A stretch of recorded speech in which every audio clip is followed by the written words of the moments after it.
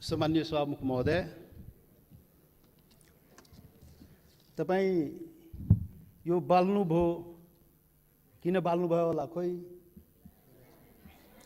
अरू वक्ता बोल्दाखेरि बाल्नु भएन, समय बोल्नु भएन, मेरोमा किन बोल्नु के अरे समय भन्नुभयो, किन बाल्नुभयो खोइ बुझिएन। मान्य सदस्य, परम्परा त्यस्तै रहेछ। परम्परा त्यस्तै हो। भेदभाव गर्ने परम्परा कायमै राख्ने, ल त्यो पनि ठिकै हो। सभामुख महोदय, सभामुख महोदय,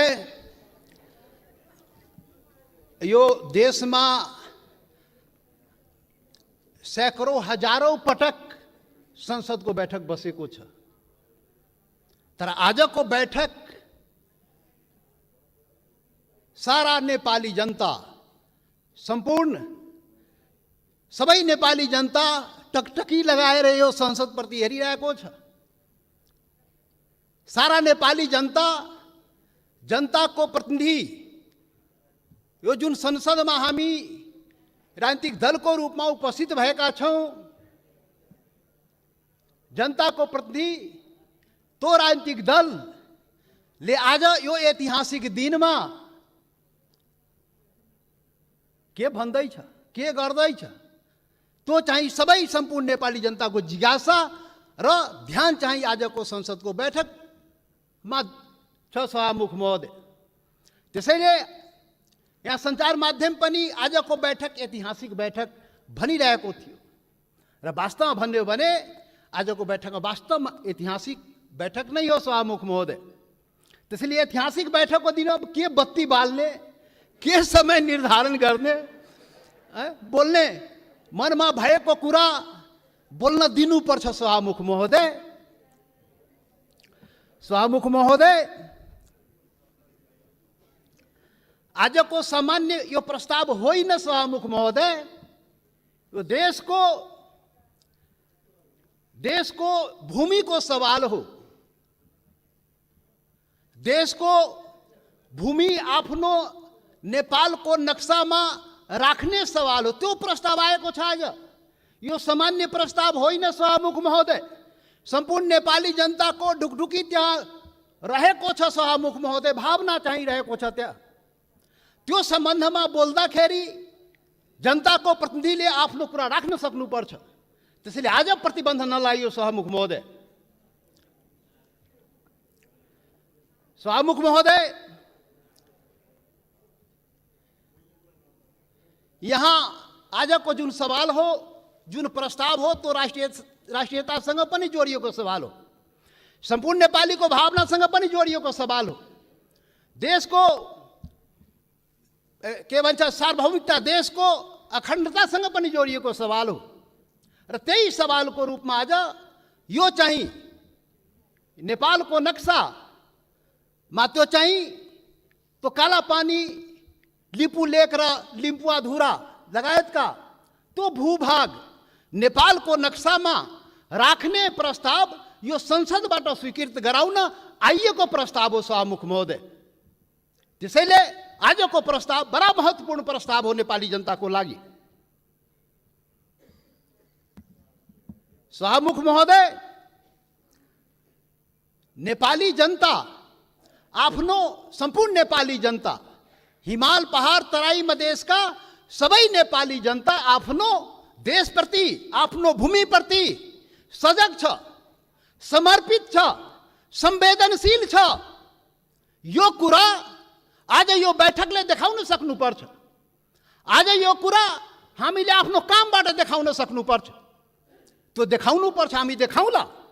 सभामुख महोदय, यो गर्दाखेरि यहाँ अब के भनौँ, विभिन्न आग्रह पूर्वाग्रहले पनि कुराहरू त सुनिन्छ। राष्ट्रियताको सवाल पनि एक लौटी रे, कसैको एक लौटी राष्ट्रियता रे। राष्ट्रियताको सवाल आउँदाखेरि त्यो मधेसीले राष्ट्रियताको कुरा गर्छ र? गर्दैन नि।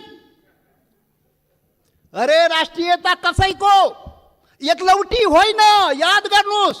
सभामुख महोदय, म सबैलाई आग्रह गर्न चाहन्छु, राष्ट्रियता भनेको सबैको, सम्पूर्ण नेपाली जनताको नेपाली राष्ट्रियता हो।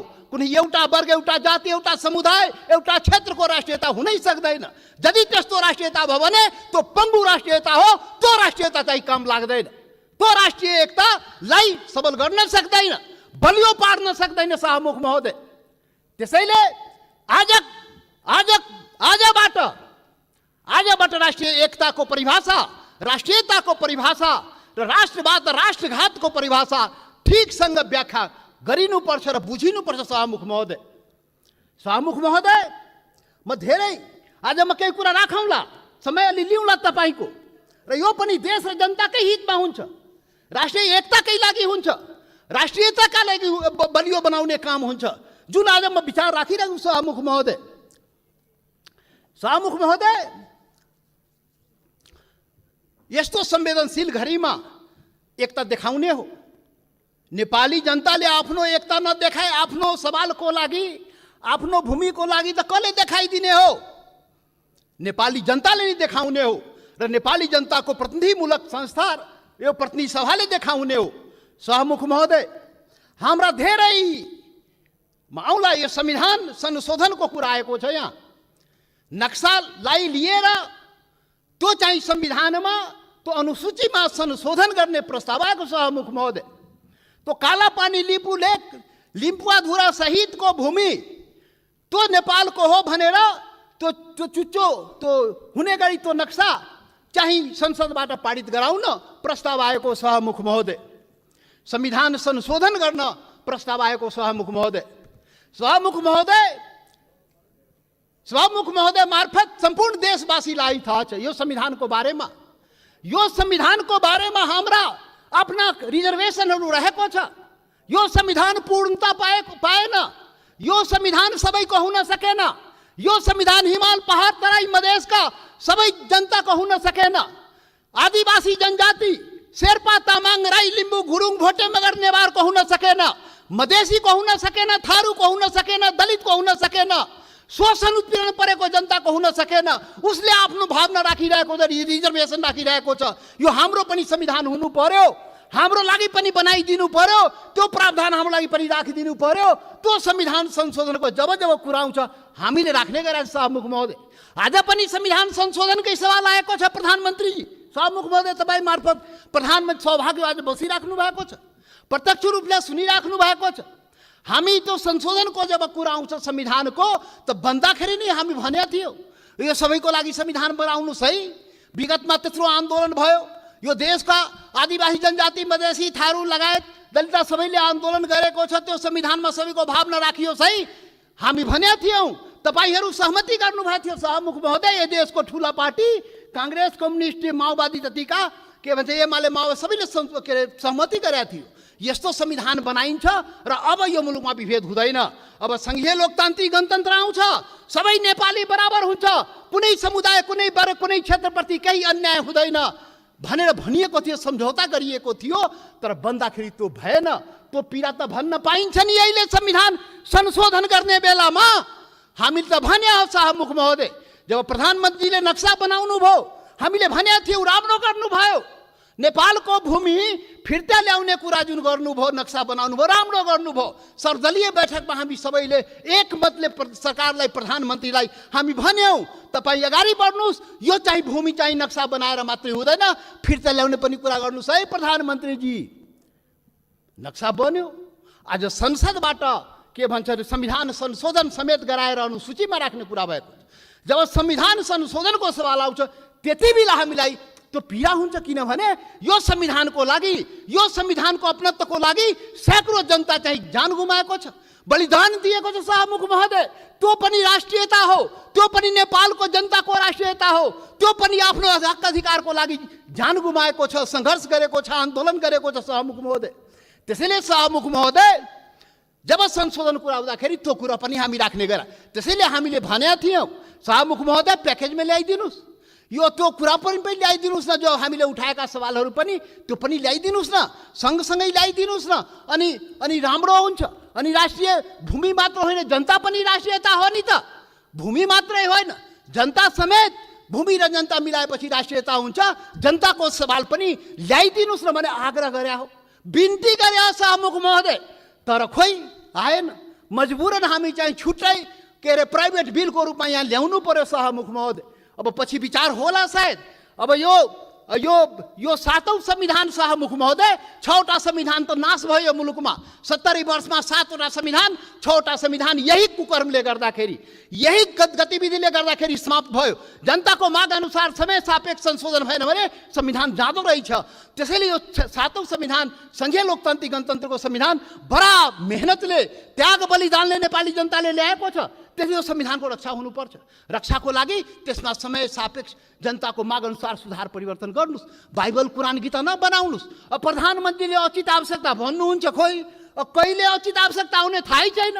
अब खोइ कसरी हुन्छ हो, त्यो भएन सभामुख महोदय। त्यसैले आजको दिनमा त्यो याद गर्न, रिमाइन्ड गर्न खोजेको, सम्झाउन खोजेको यो संविधान संशोधनको सवाल आउँदाखेरि त्यो जनताको, त्यो हिमाल पहाड तराई मधेसका जनताको भावनालाई पनि सम्झिदिनुहोस्। सम्पूर्ण म भने थिएँ पहिलो दिनमा, पार्टी ठुलो भयो, दिललाई ठुलो बनाउनुहोस् प्रधानमन्त्रीजी भने थिए, प्रचण्डजी भन्ने थिए। तपाईँ दुईजना शीर्ष नेतालाई दिल ठुलो बनाउनुहोस्। त्यो दिलमा सम्पूर्ण नेपालीलाई समेट्नुहोस्, हिमाल पहाड तराई मधेसका सबैलाई समेट्नुहोस् र सबको नेता बन्नुहोस्, सबको संविधान बनाइदिनुहोस्। त्यो भने थिएँ, तर आजसम्म त्यो काम भएन। अब होला कि आज जुन यो संवेदनशील समयमा पनि हामीले कुरा उठाइरहेकोमा अब हुन्छ। त्यसैले सभामुख महोदय, सबै असन्तुष्टिका बावजुद हाम्रो पुरै असन्तुष्टि छ संविधानप्रति, हाम्रो अधिकारप्रति, पहिचानप्रति, यो देशको जनताको अधिकार र पहिचानप्रति, हिमाल पहाड तराई मधेसको जनताको अधिकार र पहिचानप्रति, उसको समानता र विभेद के विरुद्धमा यो विभिन्न कुराहरू, हाम्रा रिजर्भेसन छ, हाम्रा असन्तुष्टिहरू छ। तर पनि आज जब देशको सवाल उठेको छ, राष्ट्रियताको सवाल उठेको छ, हाम्रो भूमिको सवाल उठेको छ, यो अवस्थामा सबै असन्तुष्टिहरूलाई थाती राखी जनता समाजवादी पार्टीले यो प्रस्ताव, जुन यो नक्सा सम्बन्धी प्रस्ताव जुन आएको, त्यो प्रस्तावलाई जनता समाजवादी पार्टीले सहर्ष समर्थन गर्दछ। त्यसलाई हामी सर्वसम्मत रूपले समर्थन गरेका छौँ सभामुख महोदय। याद रहोस्, हाम्रा असन्तुष्टि हिमाल पहाड तराई मधेसका जनता, तो शेर्पा तामाङ राई लिम्बू गुरुङ भोटे मगर नेवार थारू मधेसी दलित, त्यो जनताको भावनालाई बुझिदिनुहोस्। यसरी देश चल्दैन त्यति मात्रै भन्ने हो सभामुख महोदय। यसरी देश नचलाउनुहोस्, यो सबैको देश हो। राष्ट्रियता भनेको सम्पूर्ण नेपालीको जनताको मनमा आफ्नो देशप्रति भावना छ र त्यही भावनाको यहाँ प्रतिबिम्बित यहाँ भएको छ। जति असन्तुष्टि भए पनि जब देशको सवाल आउँछ हामी एकजुट भएर उभिन्छौँ। आज हाम्रो बारेमा त अनुहार हेर्ने बित्तिकै मधेसी, यो त राष्ट्रघाती नै होला, यो त मधेसी, यो त विदेशी नै होला, यो त भारतीय नै हो भनेर कुण्ठाबाट भरिएका नस्लीय चिन्तन बोकेकाहरू आजदेखि त्यो हटाइदिऊ। नेपाली सीमाको रक्षा प्रत्येक मधेसी सेना भएर सीमाको रक्षा गरेको छ सभामुख महोदय। नेपालको सेना त्यहाँ बस्नु पर्दैन, मधेसी जनता त्यो सीमाको रक्षा गरेको छ, इमान्दारीसँग गरेको छ। तपाईँ विभेद गरे पनि, तपाईँ अन्याय गरे पनि, सरकारले विभिन्न प्रकारले उसलाई पीडा पुर्याए पनि आफ्नो सीमाको रक्षाको लागि लडेको छ, मरेको छ। त्यसैले सभामुख महोदय, अब यो जनता समाजवादी पार्टी, अब भर्खर हामी एकता प्रक्रियामा पुरा पनि भएको छ, निर्वाचन आयोगमा गएको छ, एक भइसकेर यो वैकल्पिक शक्ति निर्माणको लागि, राष्ट्रिय शक्ति निर्माणको लागि हामी प्रक्रियामा अगाडि बढिसक्यौँ सभामुख महोदय। अब अन्तमा सभामुख महोदय, अब तपाईँ लाइन त नकाट्नु होला, अब अन्तमा आइसके। सभामुख महोदय, एउटा कुरा देशवासी जान्न चाहन्छ, ल यो फेरि राष्ट्रघाती यो देशमा हुने हो कि? यो राष्ट्रघाती को हो यो देशमा? पहिचान गर्नु पर्यो। यो राष्ट्रघाती हो को यो देशमा? देश बेचुवाहरू को हो? अरे देश बेचुवाको खोजी हुनुपर्ने नेपाली जनताले त्यो पनि खोजिरहेको छ। अरे त्यो त हाम्रो छँदै थियो नि, त्यो जमिन, त्यो काला पानी लिपु लेक लिपुवा धोरा सहितको नक्सा त नेपालको नक्सामा त थियो 58 वर्ष पहिले। अरे कुन देश बेचुवाले देश बेच्यो? श्वेत पत्र खोइ जारी गरेको? श्वेत पत्र जारी गर्नु पर्दैन? टुरी खेलमा राष्ट्रघातलाई झुन्ड्याउनु पर्दैन, ढाकछोप गर्ने। अरे सभामुख महोदय, महाकाली सन्धि हुँदाखेरि, अरे 25 वर्ष पहिले महाकाली सन्धि भएको थियो र यही संसदबाट पारित गराइएको थियो। त्यो महाकाली सन्धि कसरी भयो? अरे त्यसमै थियो नि महाकाली सन्धिमा लिपुले काला पानी लिम्पुवाधुराको महाकालीको स्रोत, त्यो नदीको स्रोत मुहान कता, त्यो क्लियर भएको भए त हाम्रो जमिन मिचिन थियो र किन भएन? यही संसदबाट पारित गराइएको थियो। कसले पारित गरायो? कसले सम्झौता गर्यो? कसले पारित गरायो? म त सुनेको छु, त्यति बेला म सांसद थिइनँ। पार्टी पनि फोरेर पारित गराइयो भो। अब अरे कस्तो राष्ट्रवादी काम गरे हो? महाकालीलाई संसदबाट पारित गराउँदाखेरि त्यो मुहानको चाहिँ, महाकालीको मुहानको चाहिँ पत्तो नलाउने र त्यसलाई चाहिँ संसदबाट पारित गर्ने। त्यसैले राष्ट्रघातीको पहिचान हुनुपर्छ सभामुख महोदय। सकिनै लाग्यो सभामुख महोदय। यो राष्ट्रवादी कुरा हो, यो खोखला राष्ट्रवादी कुरा होइन। यो राष्ट्रघातीलाई पर्दाफास गर्नुपर्छ नेपाली जनताको बीचमा। को राष्ट्रवादी हो यो देशमा? राष्ट्रघाती। मधेसीलाई राष्ट्रघाती भन्ने, मधेसीलाई राष्ट्रवादी नभन्ने। मधेसी जनता, यो देशको मधेसी जनतालाई त्यसरी औँला ठुर्याउने काम कसैले नगरोस् राष्ट्रवादको मामलामा। सभामुख महोदय, कतिचोटि अग्नि परीक्षा दिने हो, कतिचोटि प्रमाण दिने हो हामी? यस्तो अग्नि परीक्षा नलिनुस् सभामुख महोदय। सम्पूर्ण नेपाली जनतालाई म यो रोस्टमबाट आग्रह गर्न चाहन्छु, यस्तो अग्नि परीक्षा नलिनुस्। त्यो मधेसी जनता त्यो प्रति अन्याय नगर्नुस्, यो देशको आदिवासी जनजातिप्रति अन्याय नगर्नुस्, त्यो थारूमाथि अन्याय नगर्नुस्, त्यो दलितमाथि अन्याय नगर्नुस्। कुटी मारिदियो त दलितलाई। माननीय सदस्य, तपाईँ बोल्दै गर्दा थाहा भएन, मैले 7 मिनेट समय थपिसकेँ। म सकिहालेँ, 1-2 मिनटमा सकिहाल्छु। त्यसैले सभामुख महोदय, यति संवेदनशील समयमा पनि सभामुखले मलाई 2 चोटि टोकिसक्नुभयो। कसरी हुन्छ खोइ बुझ्न सकिएन। लकीर का फकीर। अब प्रधानमन्त्री बन्नुपर्छ समय किटान नहुनलाई।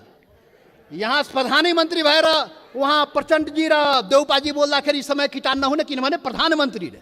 अब जनता समाजवादी पार्टी यो देशको प्रधानमन्त्री भएर अनि रोस्टरमा आएपछि बल्ल त्यो समय पाउने भयो सभामुख महोदय। ठिक छ, त्यो पनि देखाउला, त्यो पनि नेपाली जनताले देखाउँछ। वेट गर्नुस्। अब राष्ट्रघातीको पहिचान पनि नेपाली जनताले गरेर त्यसलाई टुरी खेलमा झुन्ड्याउनु पर्यो, श्वेतपत्र जारी गर्नु पर्यो। प्रधानमन्त्रीजी, सरकारलाई हाम्रो आग्रह।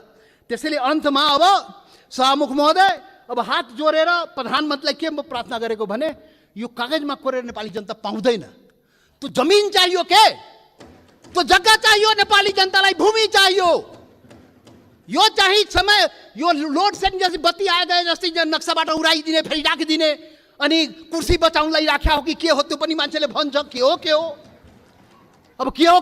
त्यसैले सभामुख महोदय, त्यो जमिन फिर्ता ल्याइदिनु पर्यो। प्रधानमन्त्रीजी सरकारले वार्ता गरेर, फेरि वार्ता हेर्नुहोस् सभामुख महोदय, यो बडा संवेदनशील कुरा म भन्दैछु।